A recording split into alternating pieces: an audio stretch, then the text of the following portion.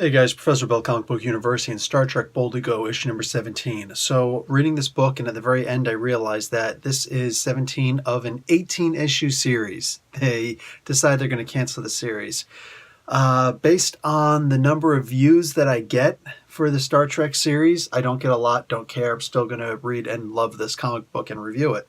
But based on the number of views I get, and the fact that I can't find anybody else out there reviewing this comic book, unfortunately, sadly, says a lot about what other people think of this comic, or even giving it a chance. It's a shame. I was honestly hoping that if I just stayed with the comic book, eventually more people would be reading it and seeing how cool this is. Oh well. So the way that this, mind you, this is the second from last issue, the penultimate issue. So basically, Gary is actually the guy. I thought it was going to be Q, and I think that this storyline would have been better if it were actually Q doing this. But whatever, it is what it is. Maybe Q is overused in some way. I know he was overused big time in the Next Generation, and he was used a couple times in Voyager. Is what it is. I didn't watch any the middle one, the Deep Space Nine. I didn't really watch that one.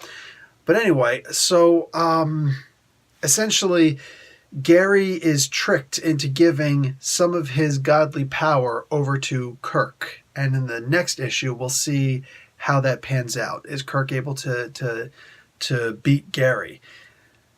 When push comes to shove, I don't think he's even giving a full amount of power, just like partial power. Anyway, this is mostly about the whole no-win situation.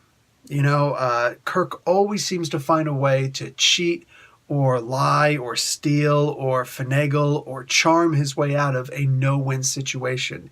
And I think that is probably the best concept I've ever heard in a Star Trek series, specifically one that has to do with Kirk. That's fantastic. That's fantastic because, yeah, he has always found some way to sneak out or you know, try and seduce his way out of a no-win situation, you know? And it's, you know, like to claim a victory that otherwise he wouldn't have had a chance of attaining otherwise. Fantastic. I love this concept. Is it being executed as well as it could?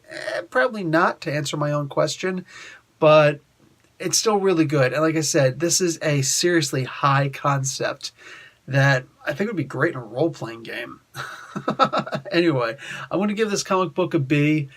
This is good, man. This is, and they're ending it. The one Star Trek book that I'm reading, and they're going to end it.